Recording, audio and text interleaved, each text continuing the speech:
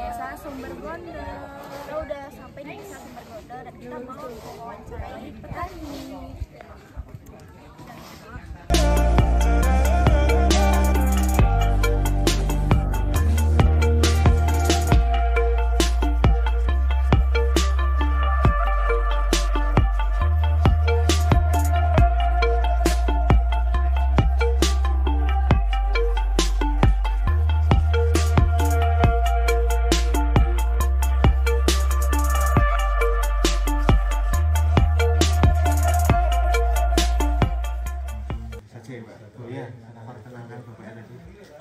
Saya Toto dari Desa Sumbergondo.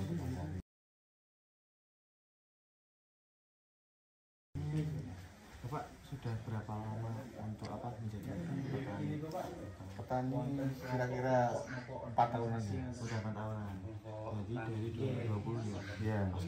Covid. Bapak itu di sini tanamannya apa ya? Di apa namanya? Diolah. Saya nanam brokoli seperti brokoli ini. Oh, brokoli yang biru. Brokoli biru. Ya. Brokoli yang biru dan hijau itu. Oh, yang hijau. Oh. Itu kalau boleh tahu berapa luas lahannya untuk brokoli? Luas lahannya saya di belakang rumah kan 1000. Jadi itu satu semisal. Iya. Berarti untuk 10 meter itu brokoli. Iya. Kalau di sini ada kelompok petaninya nggak Pak? Ada kelompok. Bapak Ikut. namanya apa Pak? Brokon. Kalau di kelompok tani itu sendiri tuh Bapak pernah nggak kayak tahu ada kalau kampung tani lah Enggak. Oh nggak ada. kelompok lain. Dulu saya ngurusin orang tua. Oh, berarti udah turun-temurun ya. Biasanya itu ada saling petani itu bertukaran nggak Pak? Hasilnya kayak atau bibit-bibitnya? Iya. Yang mau nanam ini temennya ada bibitnya ya dikasih. Berarti maksudnya saling disediakan pupuk atau gimana gitu? Enggak. Atau dikasih diskon gitu kalau jual di situ? Enggak. Untuk ngejualinnya. Ada tembulannya sendiri. Berarti Selalu jual di situ. Jadi kalau misalnya Bapak membudidayakan brokoli itu ada kendala gitu. Kendalanya ya itu. Berarti dari Kalau musim pulaannya hujan juga enggak menawari. tanamannya kan sulit ya. Oh iya sih. Kena busuk. Jadi kalau busuknya gini loh, Bapak menanggulangi gimana? Kalau di sini Ya pakai pestisida di sampingnya. sayur. Tapi kalau alamnya sih nggak bisa. Tapi kalau kayak gini berarti Bapak ngurangin produksinya. Kan ini daerah batu ya, Pak. Biasa. Tetap. Jangan gitu. Ya kita hari ini mau Hari ini jadi jawab turlap dari kelompok berapa lah? dari kelompok 2. Oke. Emang Kelompok tani. Iya. Gudangnya sebentar. Jadi sekarang udah sampai rumah warganya, rumah warlock. Tinggal selesai. kita lagi menunggu apa? Menunggu briefing.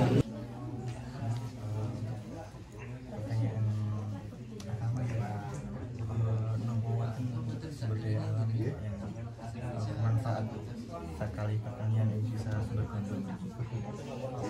Pertanian bertani sayur atau buah-buahan? Semua saja. Dari pengusahaan Bapak di sektor pertanian sayuran ini gimana? Saya petani bunga. Oh bunga, kalau bunga gimana? Bunga kreatif itu ya saya tanam itu. Yang lama berapa 5 tahun lah dulu petani apel itu buahnya kena busuk itu kan semuanya petani di sini kan apel tinggal 1 orang 2 orang aja sudah belum tikar lah istilahnya ganti apel yang tanya ke Bapak ya, makasih banget Bapak sudah mau menjadi narasumber dari proyek kita. Semoga Bapaknya lancar terus usaha di pertanian bunganya. Jadi bapaknya ini ngambil bibit bunga-bunganya itu dari Bandung, dikirim sini, baru ditanam di sini, dibudidayain di sini, dan dijualin balik lagi Jawa ke Bali, pokoknya sekitaran Pulau Jawa. Menarik. Lampunya itu 1 bulan, kalau dicepatkan 25 hari lah. Kalau lampunya lama, ya lama, enggak bunga-bunga.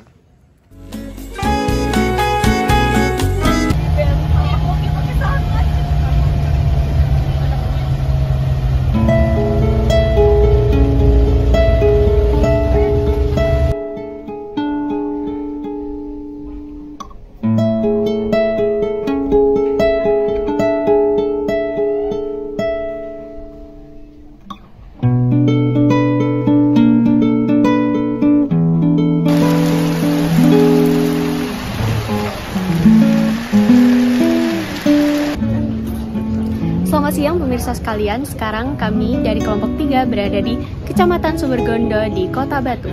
Saat ini agenda kami adalah mewawancarai sejumlah petani di Kecamatan Sumbergondo yang ada di Kota Batu untuk mengetahui mengenai stratifikasi sosial yang terjadi di Sumbergondo. Seperti yang kalian lihat sekarang di hadapan saya, di sebelah kanan dan kiri saya terdapat beberapa tanaman yang ditanam oleh petani setempat, seperti ada tomat, ada selada air, dan tanaman yang lainnya. Saat ini kami memiliki narasumber seorang petani yang bernama Pak Jiman di Desa Sumbergondo. Ikuti keseruan kami.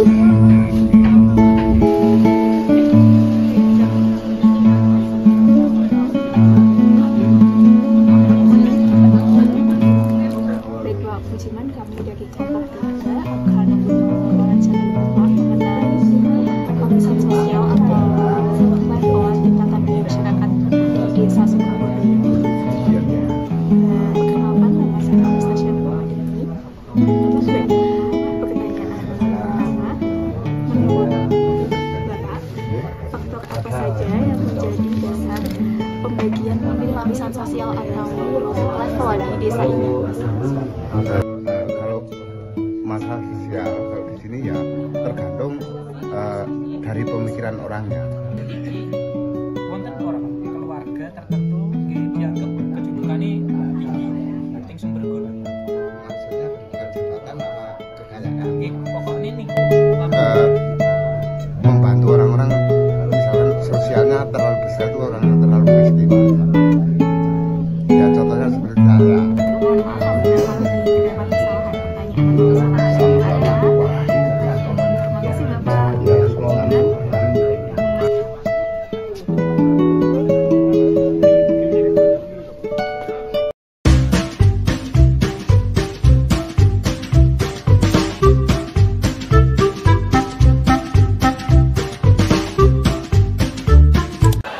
Assalamualaikum warahmatullahi wabarakatuh. Di sini saya Bayu Ridho Rinanto, perwakilan dari kelompok 4, sudah mewawancarai yaitu sumber kita, yaitu Bapak Didi Sukardi sebagai petani organik yang dulunya seorang petani konvensional.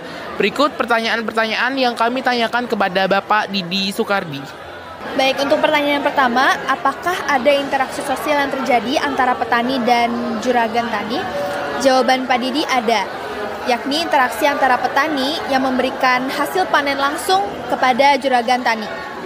Petani organik ini saya kan punya juragan namanya kan itu, jadi saya ini diambil gitu.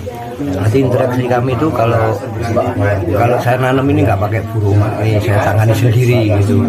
Nah kemudian saya dengan juragan atau pengepul sayur ini, interaksi saya adalah dia mengambil sayur saya menyediakan secara langsung jabut itu Pak, jadi bukan kemasan. Nanti yang kemas itu kan juragan, jadi bukan yang di supermarket itu. Baik, selain interaksi sosial yang disebutkan oleh Pak Didi Sukardi tadi, di Desa Sumbergondo juga terdapat kelompok sosial yang dipimpin langsung oleh Pak Didi Sukardi yang bernama Guyup Rukun Sentosa. Nah, di kelompok tani ini Pak Didi sebagai ketuanya yang memiliki 5 anggota.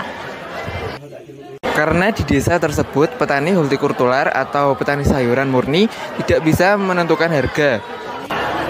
Para petani banyak hutang di pengepul dan juragan. Utang-utang tersebut digunakan untuk modal. Jadi permasalahannya itu petani di sini itu seperti judi, Mas. Jadi kita tanam nggak tahu harganya. Kapan nanti harganya berapa nggak tahu. Makanya sulit sebetulnya petani karena tidak ada kontrak gitu. Karena apa? Kita kan murni di sini hortikultura, sayur semua kan gitu. Jadi tidak ada harga paten dari pemerintah atau apa itu nggak ada. Jadi kita cuma nanam, harganya murah, petani hancur udah karena kita yang banyak itu hutang sama juragan untuk modal kan gitu. Nanti harganya jatuh, kita kan sulit kembalikan. Apakah ada perselisihan antara buruh petani, juragan, dan kemitraan? Perselisihan itu terjadi antara petani dan juragan yang disebabkan karena bayar hutangnya telat. Terkadang petani juga menjual hasil ke pedagang lain karena di daerah tersebut harganya mahal. Ya mungkin sama juragan itu ya ada perselisihan, kadang itu bayarnya telat, kemudian ada juragan juga apa uangnya itu loh Mas, bayarnya nggak telat, nggak sesuai permintaan petani. Kemudian juga petani juga ada yang nakal, kadang hasilnya ini dijual ke pedagang lain sebagian karena di sana agak mahal gitu. Jadi sebenarnya pedagang sama petani itu sama saja gitu. Memang ya, siklus kerjasamanya itu tidak, ya ada yang pas sinkron terus gitu ya. Kemudian ada yang petani itu pindah ke juragan lain karena nggak cocokan harga, nggak kecocokan dengan pembayaran, itu pindah ke pedagang lain. Kemudian dengan harganya yang akan naik Rp500 gitu per kilo, dia pindah. Tapi biasanya petani ini banyak yang terikat karena hutang. Jadi kalau kita sudah hutang, barang kita nggak bisa ke pedagang lain, tetap ke pedagang. Iya, tetap ke juragan karena kita hutang di situ.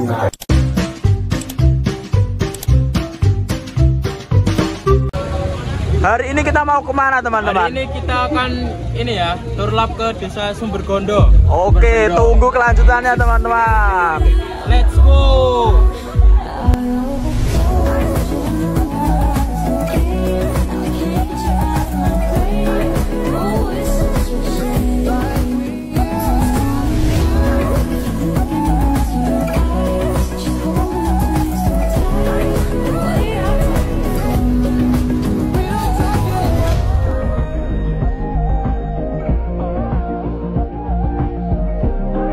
Teman-teman semua, kami dari kelompok 5 program studi agribisnis Fakultas Pertanian Universitas Brawijaya. Pada kesempatan kali ini kami sedang berada di Desa Sumbergondo. Kami wawancarai petani mengenai perubahan sosial di sektor pertanian. Enjoy. Selamat siang Bapak. Sebelumnya saya mau bertanya, kita berbicara dengan Bapak siapa? Bapak Supriyadi. Bapak Supriyadi ini sudah berapa lama bertani Pak? Kalau saya bertani mulai kecil. Kalau boleh tahu dari tahun berapa kira-kira Pak? Sekarang umur 53. Ya. Nah, kalau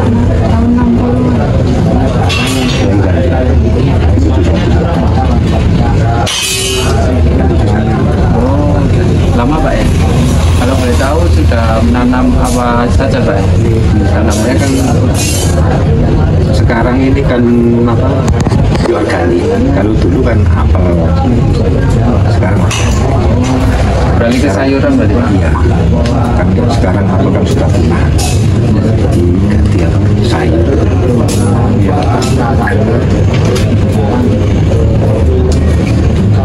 Di sini Pak, apakah di sini itu mengalami perubahan dalam kayak sistem sewa lahan atau pemilihan lahan tanah di desa ini Pak? Kalau saya punya pribadi. Oh, milik pribadi. Tapi kalau di sini masih ada yang pakai sewa lahan atau gimana Pak? Sistem petani juga. Kayaknya di sini ya ada, tapi sebagian orang luar desa sih. Gitu kan. Lalu untuk sistem bagi hasilnya itu masih diterapkan atau sistem sewanya itu pakai bayar tunai Pak? Kalau biasanya orang sewa itu kan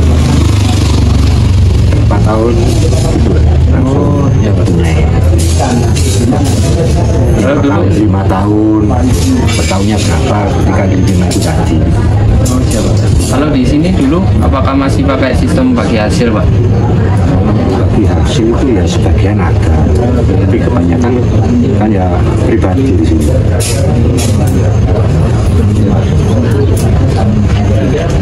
Nah, terus untuk alat-alat pertanian kan sekarang itu sudah modern, tapi kadang kan masih banyak juga yang memakai alat-alat tradisional. Nah, kalau di Bapak itu sekarang sudah memakai alat-alat pertanian seperti mesin, Nah, itu kan alasan Bapak untuk memakai itu dalam jangka yang lama. Kalau pakai yang modern, iya yang modern, menurut saya ya mempercepat. Kalau misalnya pakai cangkul kan iya lama. Tapi ada kendala nggak Pak dalam menggunakan alat-alat modern? Saya kira nggak. Kemudian untuk cara Bapak bertani sendiri itu sudah menerapkan metode yang baru atau masih yang cara-cara lama? Mungkin Bapak ada inisiatif teknik dalam bertani modern atau bagaimana Pak? Kalau saya ini masih menggunakan sistem lama. Seperti apa itu?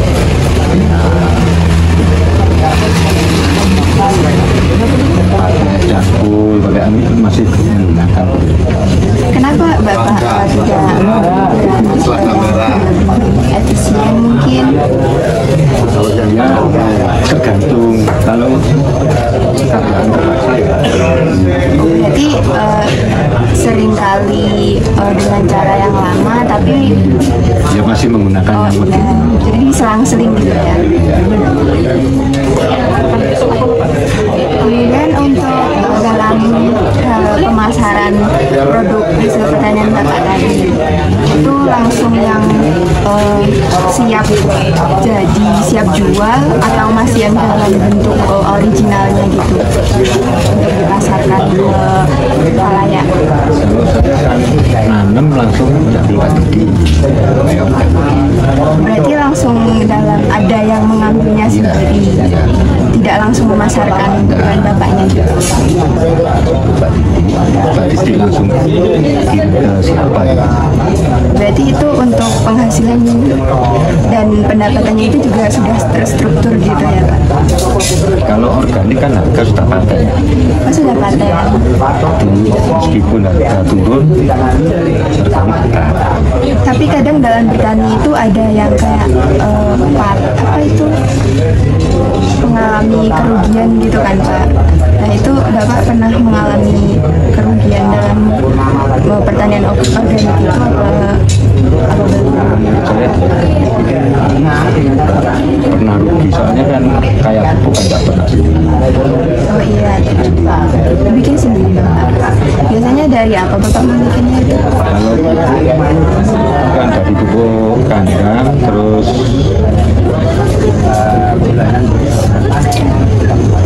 kambing, kotoran kambing, kotoran ayam, terus saya fermentasi. Jadi murni dari Bapak sendiri. Iya.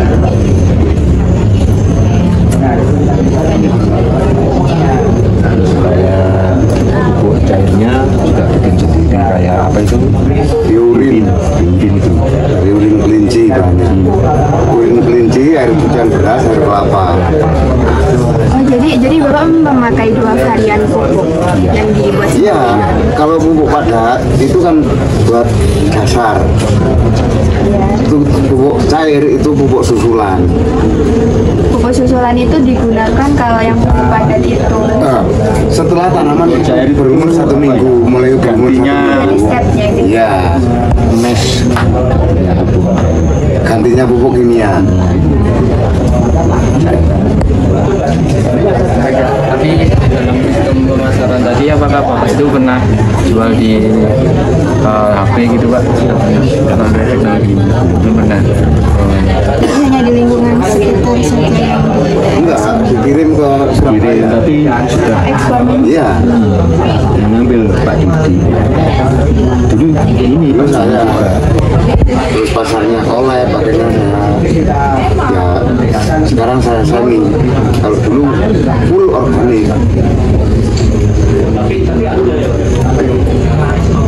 Sekarang saya semi ya pengurangan kimia.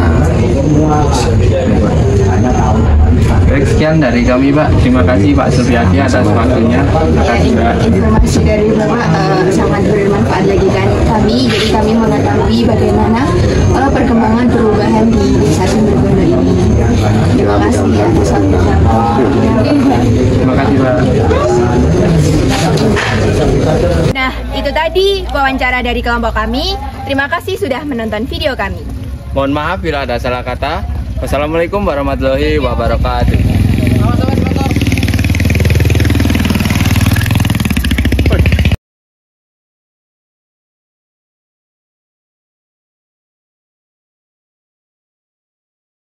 Halo semuanya. Kami dari kelompok 7 mau memperkenalkan diri. Nama saya Zuljian Rajendra Prabiasa, NIM belakang saya 057. Saya Davina Safa Mandita, NIM 123. Saya Puspita Wilhelminadia, NIM 113. Saya Izal Aulia, NIM 014. Saya Raka Davin Pramana, NIM 029. Saya Raka Ananta, NIM 148. Selamat pagi teman-teman. Jadi kami dari kelompok 7 Sosiologi Pertanian dan Pedesaan sedang melakukan turun lapak di Batu, tepatnya di Desa Sumbergondo.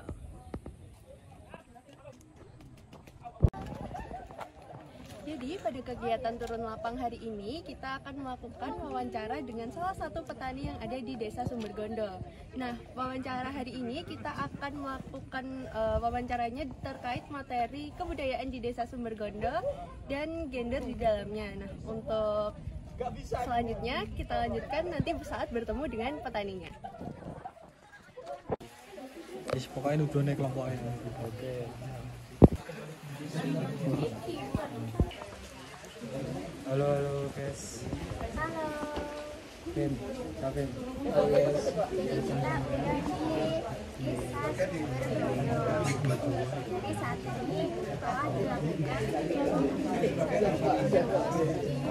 Kegiatan pertama buat lapang. Kita persiapan buat wawancara. Assalamualaikum warahmatullahi wabarakatuh Pak. Waalaikumsalam warahmatullahi wabarakatuh. Kami dari kelompok 7 izin bertanya dan mewawancara Bapak. Ya. Nama Bapak apakah boleh diperkenalkan Pak? Ya, nama saya Agus Purnomo. Saya asli warga sini, warga Tegalsari. Kita akan bertanya tentang kebudayaan yang ada di sebuah desa dan masalah tentang gender di desa ini.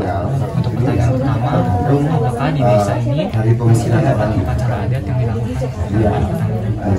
Masih untuk beberapa kegiatan kita masih tetap melestarikannya seperti budaya tanam jagung gitu ya. Ada ritual kita masih melestarikan itu. Kalau di sini namanya Nyelamati Tanduran. Kita berterima kasih kepada Tuhan, berharap bahwa hasil panen berlimpah, kita tetap melakukan. Tapi intinya adalah kita bersedekah pada tetangga dengan hasil bumi yang kita miliki. Dilakukan Setiap sebelum masa panen dan sesudah masa panen. Kalau mau nanam namanya nandur gitu ya. Kalau panen namanya kita bawonan. Jadi kita nanti bergotong royong panen bersama, masing-masing petani dapat jatah atau bagian, kita limpah dalam bentuk uang tapi dalam bentuk hasil panen. Jadi para petani di sini masih melakukan sektor pertaniannya secara tradisional gitu. Beberapa untuk yang khusus tanaman pangan kayak jagung, kemudian kacang merah, yang lain enggak, yang lain Yang lain karena kita sudah model pertaniannya atau varietas yang kita tanam udah berubah-ubah, akhirnya enggak khusus kayak daun-daunan kayak brokoli, kokol, sawi, kol, enggak.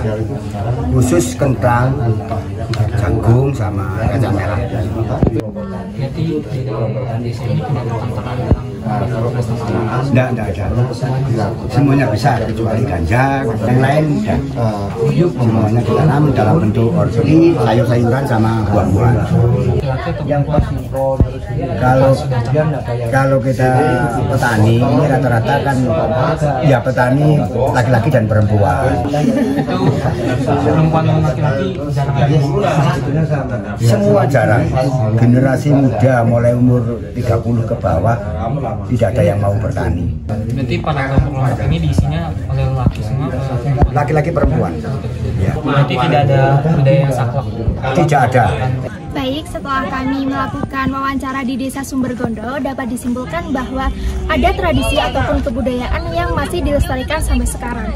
Misalnya tradisi sebelum penanaman tanaman dan setelah pemanenan. Selain itu, dapat disimpulkan juga bahwa di desa ini tidak ada ketimpangan gender selama proses penanamannya. Mungkin untuk pembagian selama proses penanaman hanya dibagikan dengan cara para pria yang mengerjakan pekerjaan yang lebih berat, sementara ibu-ibu lainnya mengerjakan pekerjaan yang lebih mudah seperti penanaman. Mungkin sekian dari kelompok kami. Wassalamualaikum warahmatullahi wabarakatuh. Pan ke soko kono pan.